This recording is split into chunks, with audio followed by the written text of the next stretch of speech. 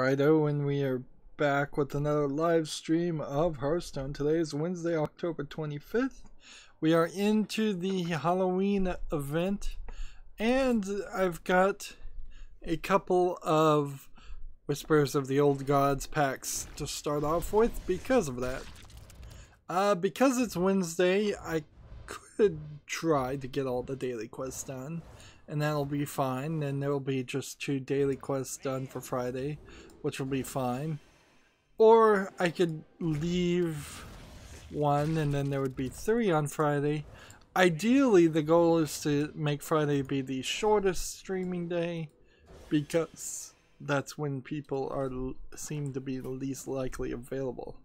We also have a tavern build to do. I need to play 50 Paladin class cards of the 2 if I'm going to pick one. And we have that arena run to do, so a lot of stuff to do. Headless Horseman rides again. It's time to battle the Headless Horseman. Will arm you with the finest Hallows-End costumes Azeroth has to offer. So you don't even pick who you're playing as. In fact, this stream could be really short if it weren't for the fact that Stormwind Investigator is who we're playing as. If it weren't for the fact that there's just a ridiculous amount of news, it seems. And all I have is Stormwind champions, apparently.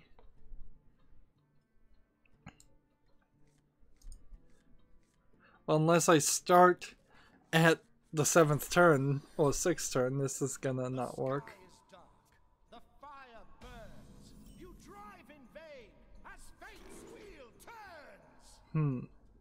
Dress up as a witch, draw a new hand. Dress up as a pirate, draw a new hand. Dress up as a cat, draw a new hand. Okay, let's go with cat costume. Job's done. And then that gives me several kind of cat themed things. Let's see, passive, whenever non-boss enemy summon a 1/1 cat. Survives damage. What's his ability? Slash, deal 2 damage randomly. Split amongst all enemies. Here we have Mr. Bigglesworth, which is a legendary you can't actually get. It's kind of ridiculous. I mean, you could easily have that as a legendary, and I guess it just wouldn't make a lot of sense. And it would hurt with like Prince Malchezaar, because sometimes you'd get the 0 mana 1/1 legendary for no reason. Another night on the prowl. Charge and this, and then attack. So I guess we're gonna have to read everything here, since these are new cards. At the start of the turn, destroy this and summon 2 sinister squashlings.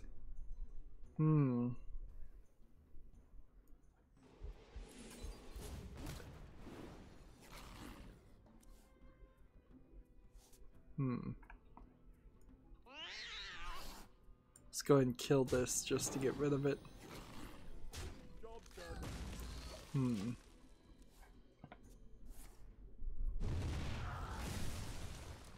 And I guess I don't get to change costumes again, which, okay, fair enough. Another night on the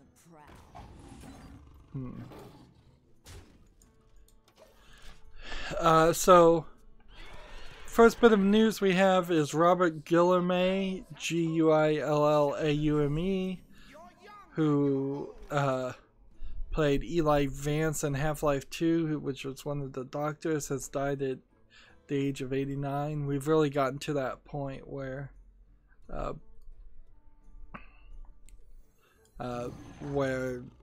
lot of older people are going to just start passing in the video game industry. We're still not quite to the point where it's going to become commonplace, but it's certainly going to happen more and more. Mostly it's going to be the first generation of video game programmers and voice actors. So We still have a little bit of that. Red Phoenix is on the chat, I see, and he says hello. Hello, Red Phoenix. Let's do this.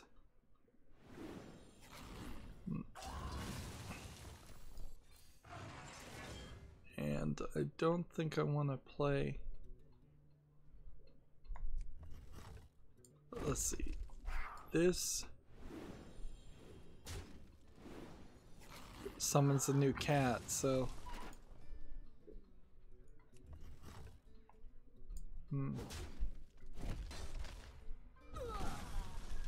Interesting. See, let's move on to the next bit of news. There's really nothing, nothing really to say in an obituary other than he died. The reason for the reason somebody dies doesn't really matter, and just that they're dead.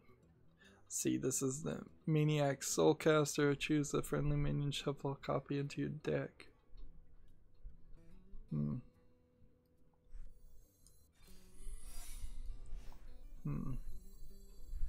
Give Beast charge.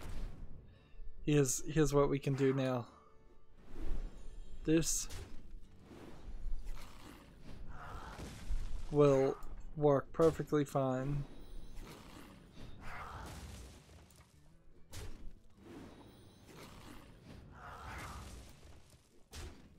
Let's see. I need to just keep targeting this guy and see if I can do as much damage as possible, I guess.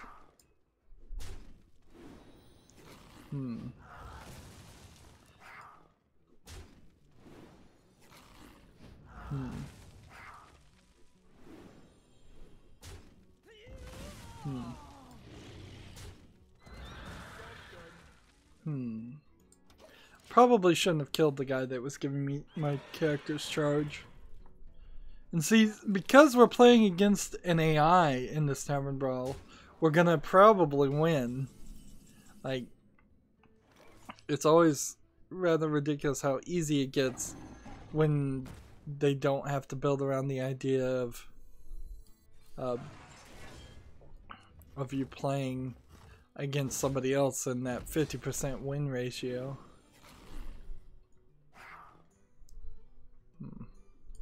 Let's go ahead and get rid of that one.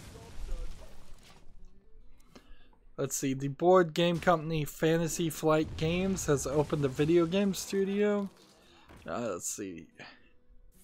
New studio is going to be called Fantasy Flight Interactive, and it's... where is it going to be? It'll be headed up by the former and human head CEO Tim Gartenson. Will take the task of adapting board games, publishers' existing games as video games.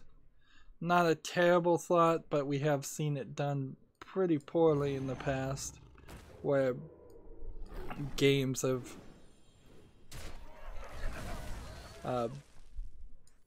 been made for video game format from board games, and then they kind of suck. Let's see. What I'd really be interested in knowing is, where is this company? And they don't have any data here. It's like, where's this office gonna be? Like, so pick your place in around the world. Apparently, somewhere around the world that company is making board games, turning board games into video games. Well, I'm not gonna ever discard that.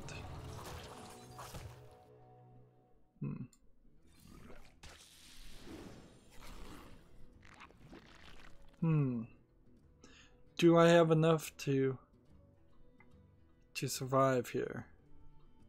I don't think I do.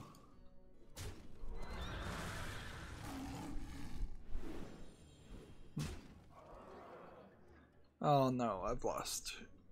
Yep, I have lost.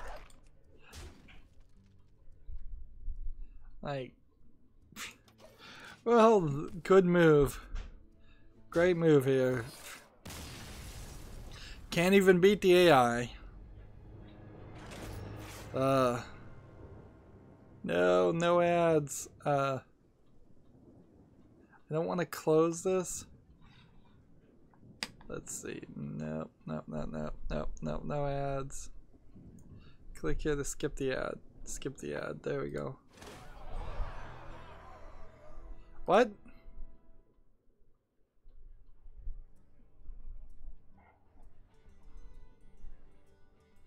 That was crazy.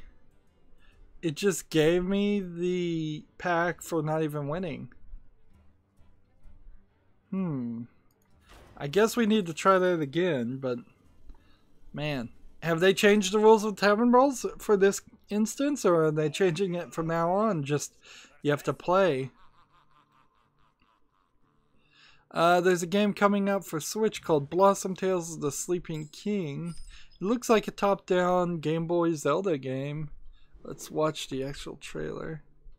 It's the open-world action-adventure game, which is available for now on Steam, is coming to Switch. In it, players take the role of Lily, Knight of the Rose, and go on a quest to save the king.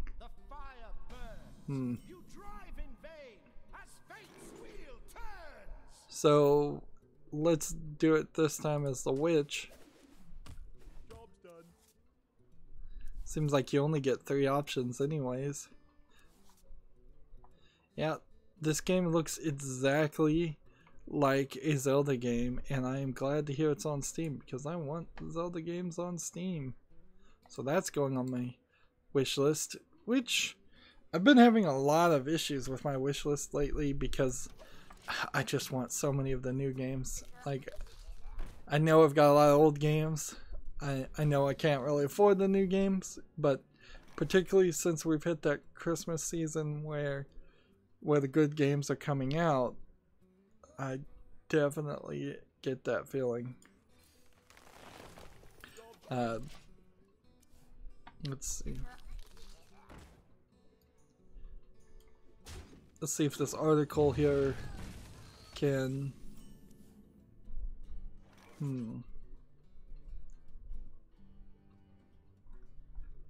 It's an article interviewing somebody who has spent $20,000 in the past 5 years on microtransactions. One of the whales, as they call them. What's this one? Discover a copy of a spell in your deck. Play this. Gain more attack.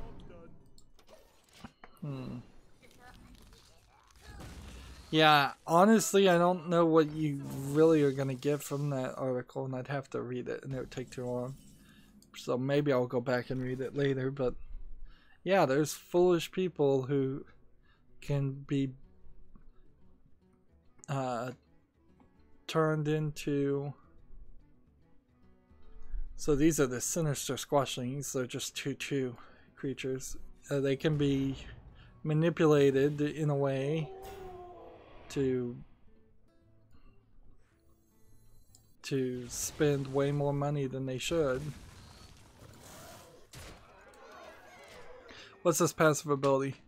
If you have enough mana, your spells can double and cast a second copy. Interesting. So that's why this is doing it twice. Interesting. Next bit of news, we have Metal Gear Survive is coming out February, and the update from Konami is it is coming out February 22nd for PC as well as PlayStation 4 and Xbox One, which I guess the advertising material and the announcements really were only focusing on the consoles. Let's see, discover a copy of a spell in your deck or play a taunt. Let's do this. Now, I don't think Metal Gear Survive is really a game anybody should probably support, considering how awful Konami is and how you kind of have have a major indication that even if you did support Metal Gear Survive, there's no guarantee that that's going to mean they make a Metal Gear Survive 2. If anything, there's a high chance that that wouldn't happen. Like, more than likely they just were in production of Metal Gear Survive when they fired Kojima, and they are just trying to milk it for a little bit more money before they shutter the whole company. They'll make some more pachinko games based on it, and that's about it. Deal 4 damage, restore 4 to your health, or summon a friendly copy.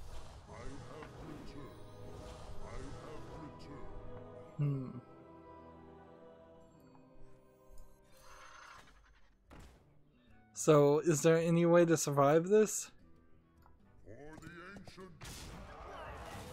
Not really.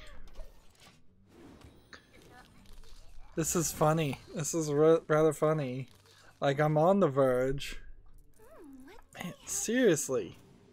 This app has gotten useless.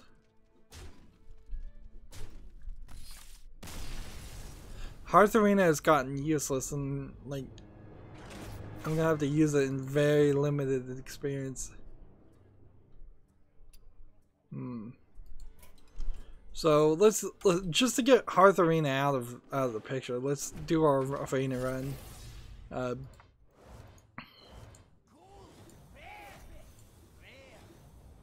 I got a golden rare. I guess I've kind of figured out too what I need to craft.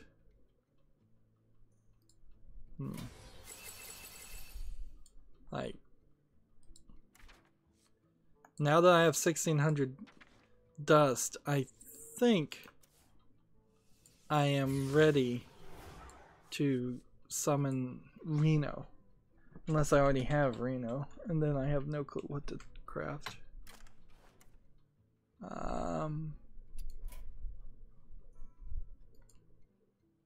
Why is Reno not listed here? Because he's not one of those qualifieds. Oh, I already have Reno, so it would make no sense whatsoever to craft him.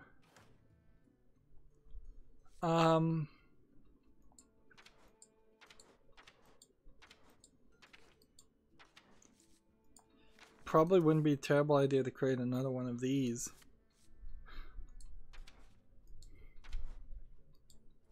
On crafting mode, no. So Clockwork Giant is no. Cast a random spell, Yogg-Saron. Death Rattle, bring all the dragons. 15 seconds, no. No. I don't think so.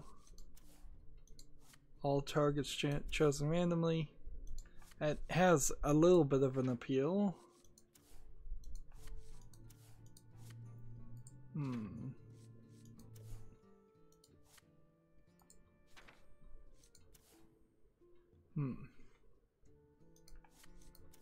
I know I need to get a legendary. Oh, it was this pirate. My hope is by getting this pirate, I will also get the other pirate character. So let's see. 1600 dust. Could be a huge mistake. And then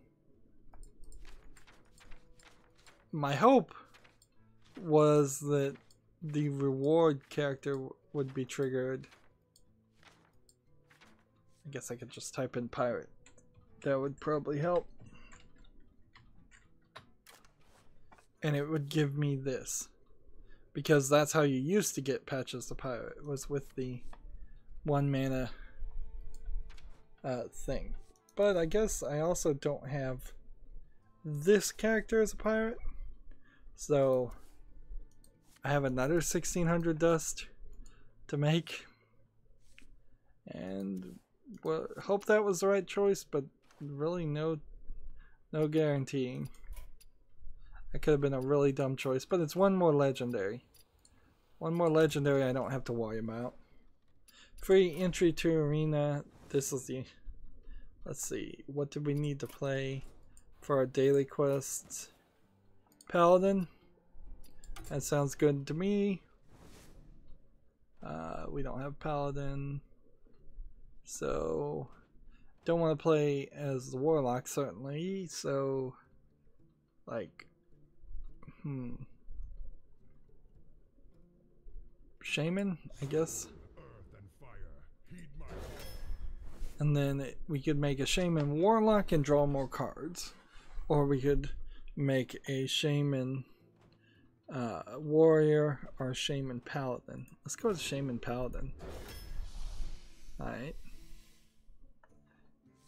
Now for Hearth Arena with these combined cards, I don't know if it specifically is going to change anything. Like, too much.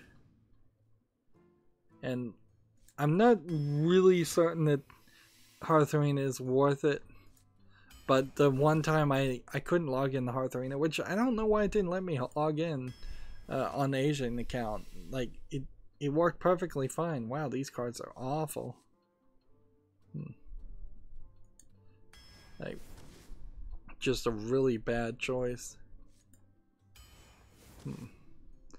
And who's to say that Arena doesn't specifically give you 3 terrible choices if you make 3 great choices at the beginning? So maybe it's internally taking these numbers and telling the game, like, this guy's deck is too powerful, we need to keep it balanced. Let's give him only bad options.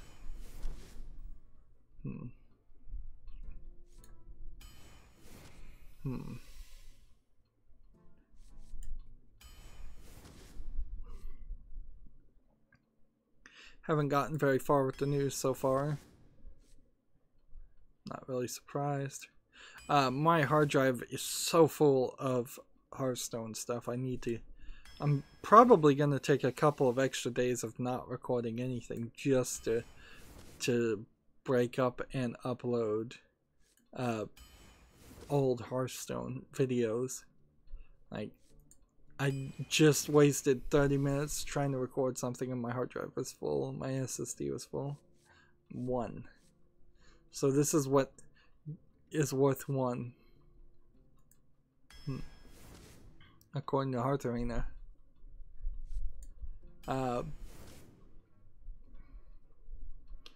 That taking a day off is also an element that I've had to consider, because for the past 2 or 3 weeks, ever since I started doing Monday, Wednesday, and Friday, I really haven't been taking days off, and I didn't. Stupidly, in making my streaming schedule, I didn't really consider a day that I would take off. And I consistently do this. I'm over ambitious. This event ends in 1 week.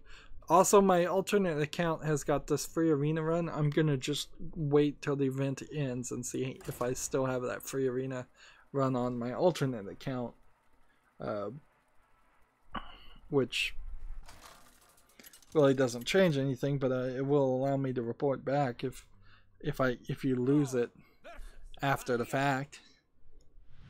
Alright, we need to now close this and get rid of ads and move on with the next bit of news. Monument Valley's designers have announced their next game is called Florence, and it's about first love. It looks, you know, what is that style? What would you call that?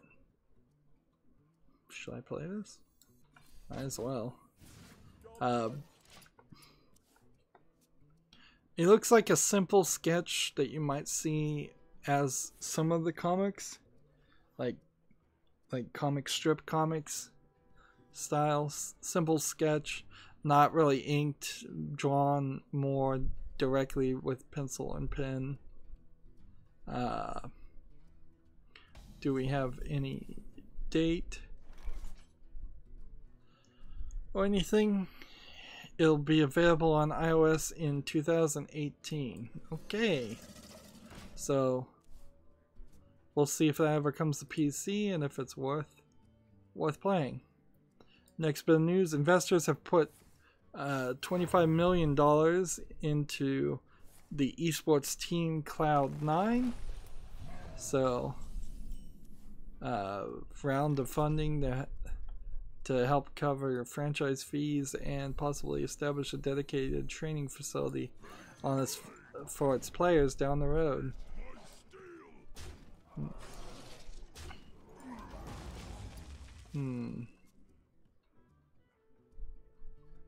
So, I don't know why people would specifically fund an esports team, but they are.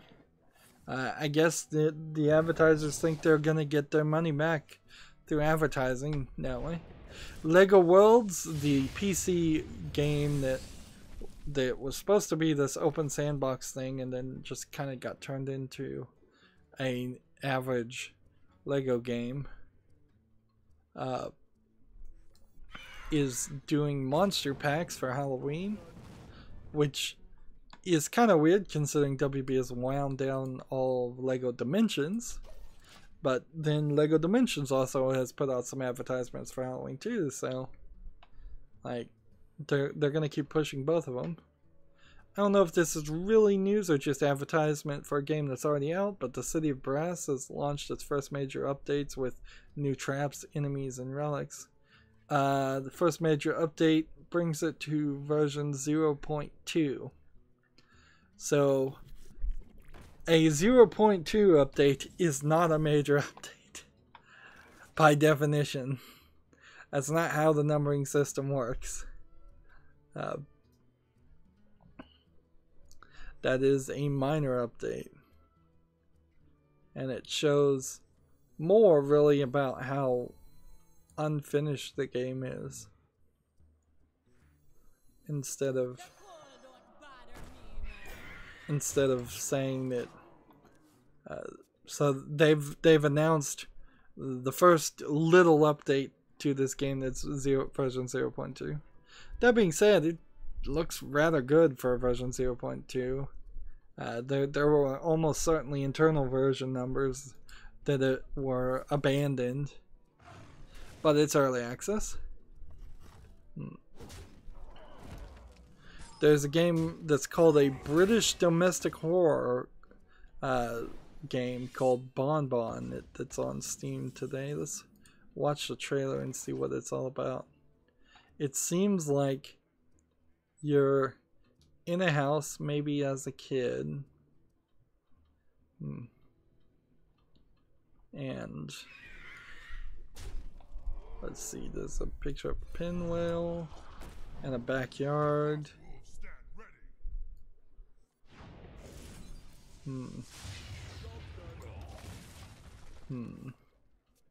I see some toys running around on the floor. I see the player being able to pick up blocks. It seems like you're playing as a kid or some small creature of some sort. I would really like to go far in this arena run. That would be nice, but that's always asking too much. It seems. And I'm seeing some flashes of like maybe some toys looking like they're possessed toys. Let's see, 4th of August 2017. Well, wouldn't that mean that it was out? Let's see. Maybe it came out on something else. It was on itch.io before. So with some tweaks and polishes.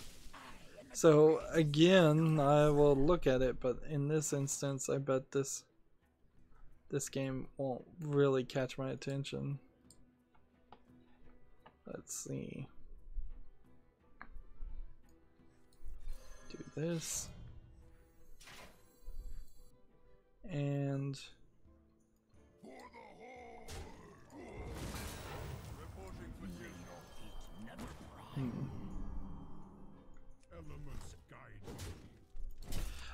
Twitch Halloween loot crates contain temporary emotes, which is slightly interesting. I guess you follow. We're following with interest Twitch in general, that but giving something for free and it being temporary seems just kind of like a bait and switch type technique. It seems a little sleazy. Here, I was looking at people that I follow on my Twitter, and like one person in particular I know apparently deleted their account or banned, but there's a lot of people I was following that I cleaned up my follows and just said, look, I've muted these people a long time ago, and I really have no interest in what they were saying. And then a lot of people I followed, I'm trying to find out, may very well have just blocked me. And some of them are famous YouTubers. So, like this one is a famous Twitch streamer that actually works for Twitch. I don't know why I'm being cagey about it, though. I'll just say the name. It's Aurelian, Areylian. She's the lead community manager at Twitch. I've had her muted for a while, and I'm following her, and I guess the thing I need to ask is, do I want her back? Like, the thing is, I think she stopped being a streamer. That's what it seems like, at least.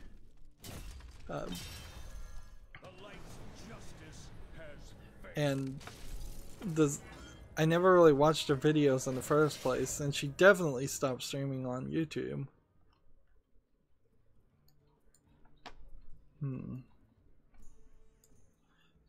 She was, I don't know if she ever was officially part of Mindcrack, the group of Minecraft players, but she was close to some of them. Death Gamers.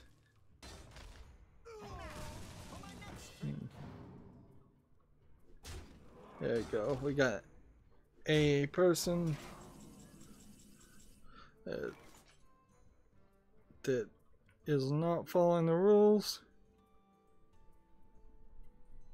So, report.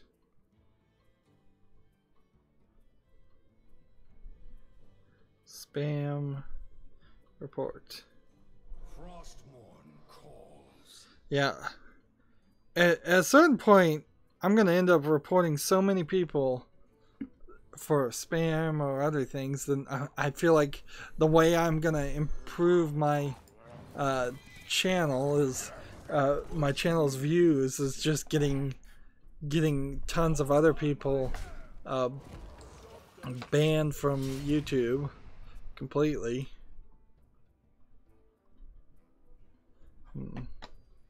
Yeah, so unfollow Aurelian. I don't care what she has to say. She's not even really that big. And I came to her through the next person I have, and this is not really news. Chad Johnson, OMG Chad, who's a YouTube Twitch streamer, Minecraft still. and like he kind of stopped making videos that were worth watching. Like, and what's funny about OMG Chat too is that he was on what seemed like the fast track of being very popular via Tech News Today, not Twitch. Yeah, it's called Twitch. This Week in Technology, or yeah, Twit. But he apparently fell in disfavor with the person who runs Twit, which seems that it'd be very easy to happen, and he didn't really work with enough people to continue his own channel, and so now he's just kind of fallen into mediocrity of doing the same how-to Minecraft channels, getting unassuming fewer and fewer views each time. So bye bye to Chad. Let's see, Packrat, another Minecracker, who was a Minecracker. I don't think he even makes videos anymore. Let's see. I guess he does, but I don't care about his videos. I'm really going through everybody's who I used to watch on YouTube, and like just I fell out of favor because I was tired of watching the same Minecraft things over and over again. But I used to be so big into that, so we can unfollow him. Let's see. Let's see. I'm following PewDiePie, but he's muted, and I think I'll stick with that one. Like, I really don't.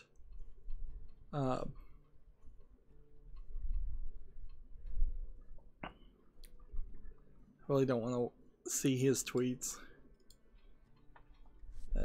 I'll follow him, but just kind of out of some weird solidarity. Next we have Super MC Gamer, or Matthew Moffat, who was, I think, with Minecraft for a while and then broke apart, and he now just does the Zeldathon, a Zeldathon marathon, and I'm surprised he even can make content without Nintendo constantly Content ID copywriting him. Because he kind of directly only covers Nintendo things. Like, he'd probably be the one person I could even think that might actually be in the Nintendo partner program on YouTube. Regardless, unfollow him. Seth Bling, another Minecracker. I'm really just going through all the Minecrackers, aren't I? Video game designer, engineer, and hacking on YouTube and Twitch. So he's not even a streamer in his mind anymore. He barely puts up anything unless he's got something new to say. He's streaming on Twitch every now and then, but I haven't seen him stream or put any real videos on YouTube. And sometimes he does something interesting, but I'm not following him on Twitter, so I can go ahead and unfollow that too. I need more people that are news reporters on Twitter to follow, not content creators, because like that's not, I don't cover other content creators. I cover when video games come out. August 26th, 10 minutes ago. This is the Tony Guerrero, the guy who ran Comic Bun. I don't think he was the right person to have run it, but he got, I think, fired from the place, or they're just shutting down Comic Bun as much as they can while not losing all of the fans on the forum. I don't really care what he has to say. Let's see. Maybe this is why I have so many pages open, is that I just opened a bunch. Felicia Day, the ultimate bait and switch geek personality. Let's see.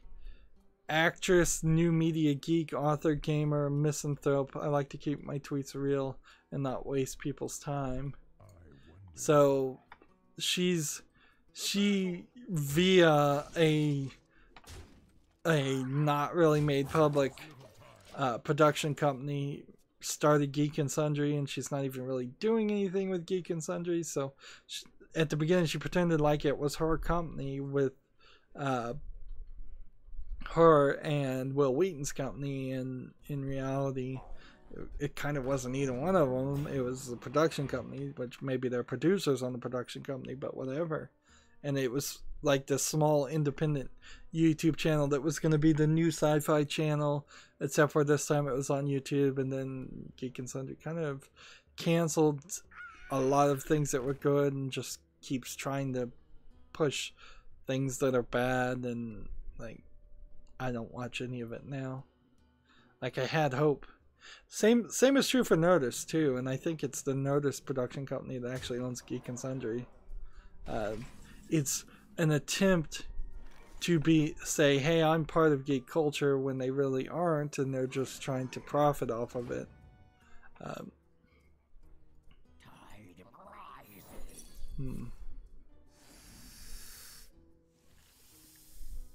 I've already lost once on this arena run, but there's still a chance.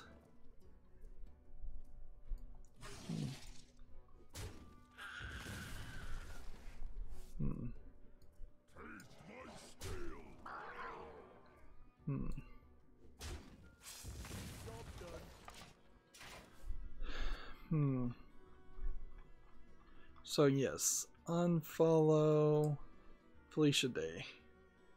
Like the thing she'll be most famous for being known for probably is the fact that she was a character on Supernatural for a couple seasons, and they killed off that character. She's also a great example of like YouTubers who immediately ran away from YouTube and their YouTube audience to try to go for a bigger, more mainstream audience. Like there's Hannah Hart is the same way. As she's one of the biggest YouTubers, and she's now just kind of run away from that to do a Food Network show. So she's kind of abandoned her audience, but she did it long ago that she abandoned it because she quit doing her My Drunk Kitchen series with any consistency. Next I have Norman Chan, the editor and runner now of Tested.com, also formerly of Maximum PC and PC Gamer, and which that's really funny because he, as far as I've heard from him, he seems not to be interested in video games at all. So how he worked in a video game, two different video game publishers, when he seems to have no interest in video games at all, is confusing, but not really even surprising.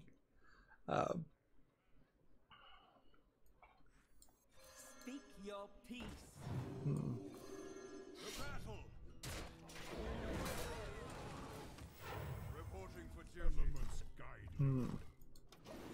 So unfollow him. I had him silenced anyways. Let's see.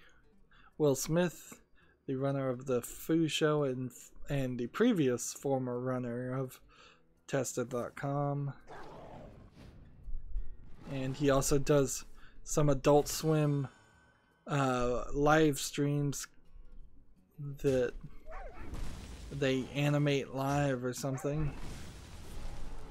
Like, I have no interest in him, so it's unfollowed. This is probably the boringest content ever. George Takei, why did I mute him?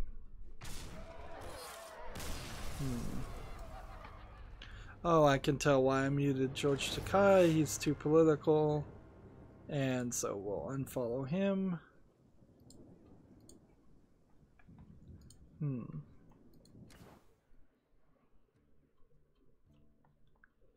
So he is an interesting guy, Nick Robinson, who was the person who worked, I believe,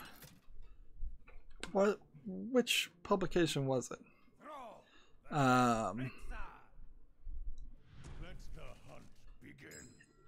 guess he got fired, but he was working for a video game review company. He got accused of sexually harassing people before this whole Me Too stuff happened, and the entire video game industry chose not to report on it, pretty much. They never reported on it at all, for the most part. And he's just talking about video games on his tweet, so is continuing to do it. And I even heard recently somebody still trying to excuse the accusations against him because they said he was just really bad at flirting with people. I'm like, well, isn't that the exact type of arguments that those type of people always dismiss? It's clearly a double standard. So yeah, I have no reason to follow him, unfollow him. I really thought there was going to be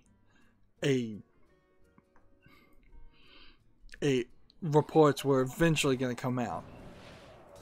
But he was suspended from his job. Maybe he's still suspended, and they're just going to take forever. There was a similar story, not in the video game, but the movie theater world of the Alamo Drafthouse. Somebody who was high up and friends with the owner got accused of sexual harassment, and they pretended like they fired him, and then they secretly rehired him, and now the people are mad at him again. Now I'm looking at Total Biscuit, and yeah, I don't really think I will unfollow him, but he will stay muted because he posts too much. Gary Whitta, who wrote Star Wars Rogue One, but before that he used to work on PC Gamer.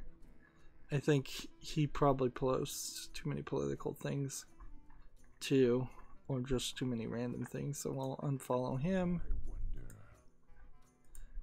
Cliff Brzezinski. Let's see. Yeah, Cliff Brzezinski is too political, that's why he's muted. And that's it for people I wanted to reevaluate on Twitter. And I shouldn't have done any of that on the stream.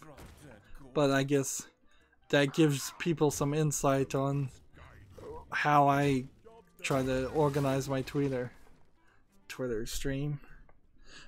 Back to video game news. Now, I guess I'm doing something different. And so I need to look and see how long I've been streaming. And because I'm not using an alarm clock, instead I'm using a lap timer so that I know roughly the exact times to break up a video. Because I want to be able to break up videos on Hearthstone immediately after I've recorded them and get rid of the originals and upload the broken up versions. Let's go ahead and kill this, and let's go ahead and kill this, and I guess we need to see if this is going to be an explosive trap or not, and it is. Microsoft is killing the Kinect as production shuts down, so no more Kinect games. I don't think that was super surprising for anybody. Like, we haven't seen any announcements for any Kinect games in a very long time. Steam now allows you to give digital gift cards for credits and currency, which is nice. Like, so theoretically, I guess, instead of having to get Steam keys and give them to me if people wanted me to play a specific game and or just support me, now better than watching ads. Like, if people felt guilty for using an ad blocker while watching me, they could just friend me on Steam, give me Steam gift cards, and then I could afford games, and that reduces the #1 actual money-wise cost of running this channel. And it makes it a lot easier to continue to run a channel that's not making any money if you don't have to struggle to find that extra amount. Of course, yeah, that all probably works even better than like trying to set up a Patreon and have people take a cut. Let's see. The century horror adventure game called Perception, where you played as a blind person, I believe, and you had to echolocate. It's coming to Switch this Halloween. Let's see, is that the exact day it's coming out? Perception didn't really get a lot of coverage, and I think mostly because it's not really visual. It was, I think, alright of a game, but probably not amazing. Yep, it's coming out on the Switch on the 31st, and a free remaster update for the PS4, Xbox One, and PC are coming out on the 31st. All 4 disc versions will be discounted to $15 US, so pretty good profit. Sword Art Online Fatal Bullet is announced and is coming in February. I could have sworn that's already been announced, but this is a PC Gamer article, so it may be that for the first time it's been announced in the West. Let's see. So those Sword Art Online fans, the irony about Sword Art Online though is all these games are coming out at least a year too late for there to be any real popularity in the series. It's way too late. Like, you might get some sales certainly, but it's not anywhere close to what you would have gotten had you tried to release it as soon as the anime was out, and that would have been a season. The Fatal Bullet is the season 3, I believe, of Sword Art Online, so you would have had a couple of years after the initial success of season 1 to work on, develop, and quickly put out a game like that. There's a trailer for a game called Bubsy the Woolly Strike Back. It's a Halloween trailer. When is this game coming out? Bubsy was an old, like, PlayStation or Sega game. I think it was a Sega game. It's coming out on Steam and Good Old Games on October 31st. October 31st feels like an odd day to pick to release a day. And like, Bubsy is kind of, I think, a sarcastic character, and so somebody in a Sonic costume shows up trick-or-treating, and he just slams the door in his face in this trailer. Now I'm looking at actual gameplay, and you're supposed to collect all the yarn, apparently, and it does look like something like Sonic, but not running as fast, so more of a platformer like Mario. And it looks good. It actually looks really good, so this one's another one to look for. Man, I keep running into good games. It's like, it's been so easy in the previous few months to just say, yeah, I'm not going to play Battlefield or Battlefront, so I don't care about that. Or there's not really any good games out, so I don't have to worry about that. But now it's like every couple days I'm finding something new I want to play.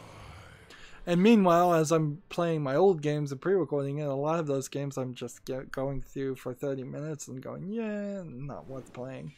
Like, I just recorded the Angry Video Game Nerd video game, and boy is it an awful game. And it's attempting to pretend like it's supposed to be an awful game, and that's the joke, but that does not justify it enough in my mind.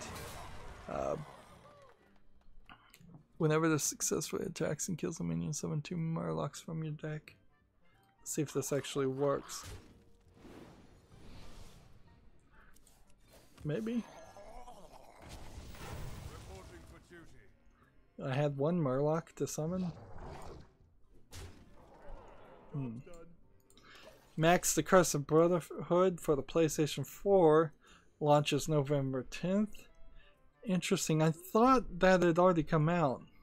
Yeah, it came out in May 2014 for the PC and Xbox 360, and it came out for the Xbox One in December 2013. Wow, so they backported the game from the Xbox One to the Xbox 360. Interesting. So that's another game I need to take a look at. So many games. There's a game called Deathmark for the PlayStation 4 and Switch. It has an additional episode that is due out as free DLC for the PlayStation Vita.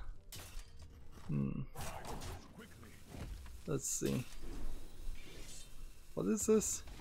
Well, is the name of the game Spirit Horror?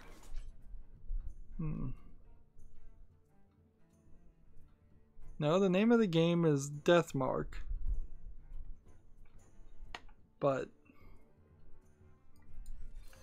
there's something more to it.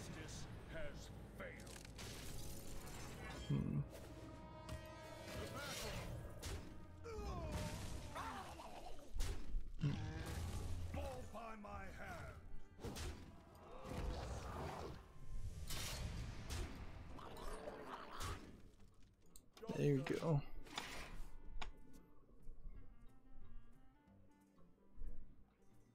PlayStation 4 and Switch versions of Deathmark will add a new episode called Urban Legend Little Red Riding Hood of the Rain, which has the same volume as a chapter from the main story in the spirit spots and the event CGs to make up. It feels like it's a visual novel that is just going crazy with different things. And it's coming out January 18th in Japan, and I don't even know if this is coming out to the West at all. Not with that kind of release schedule, at least.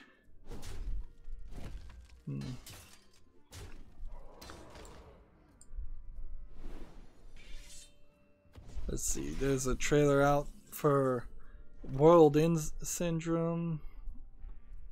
World End Syndrome, it's a Japanese, looks like visual novel game.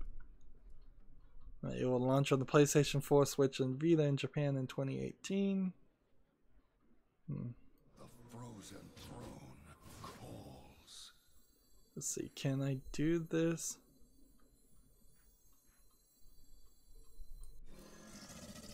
I should have done this actually. Ah, it doesn't matter. You pay, I protect.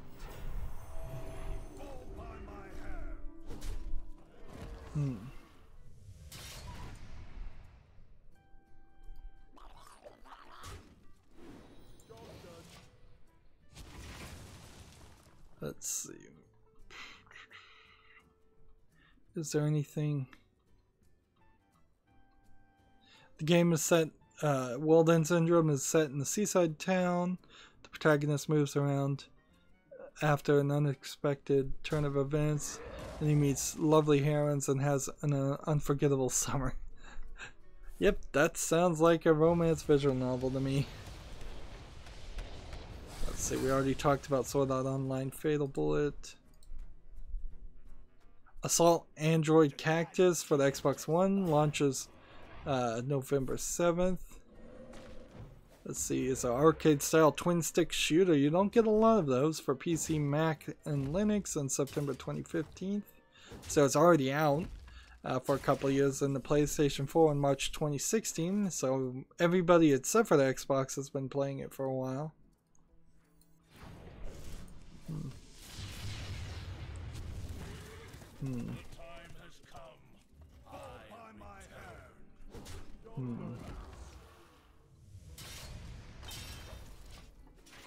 Let's see. the only way I think I can win this arena run is with the 4 horseman power. So yeah, I'll check out this game, but it's probably not. The fact that I haven't heard of it and it's been out so quickly. Dying Light retweeted some free DLC where you can get the candy cutter weapon if you go to a website. What was this one called? Gimli? Whatever. Middle Earth Shadow War details expansion pass and forthcoming DLC. Let's see. Like, I don't think anybody wants to play this game, but should play the game, but whatever. Azeroth will be purified. Probably should have killed this one, but I guess I have to do that.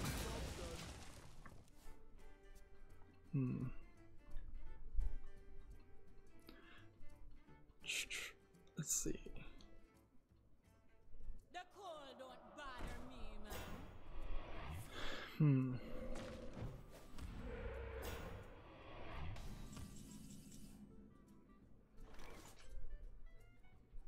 I'm trying to read all of this. Okay. Slaughter Tribe Nemesis will be brought to life through the Nemesis system along with legendary orcs with new missions.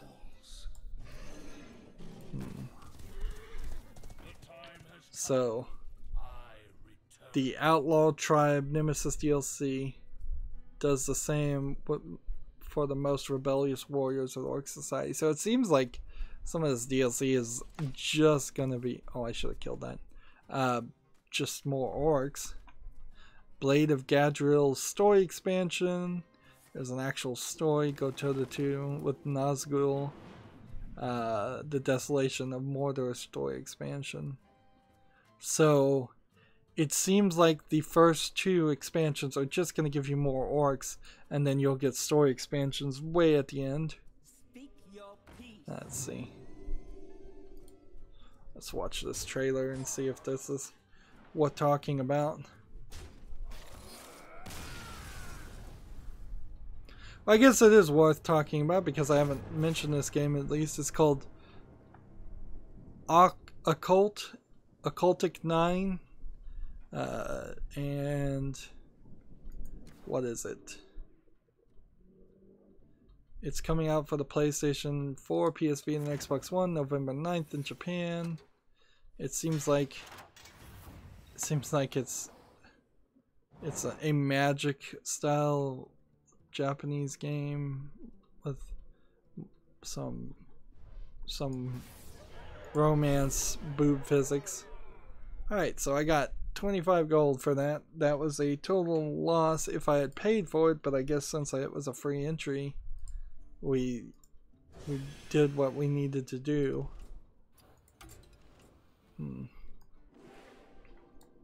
Yeah, I really can't even tell from this TV spot what the game is supposed to be. It looks like it might even just be a music game or rhythm game. Like, so yeah, I can tell you that there is one image of a woman, a girl with a giant like G cup breasts. So they're letting you know what you're in for. Alright, well, let's see. I need to just play Paladin cards, and then we can kind of move over to the European account. So we'll do that in the next recording. Stay tuned if you're watching live. That's going to be it for this recording. As always, I ask you to like, share, subscribe, comment, and watch every second of my videos.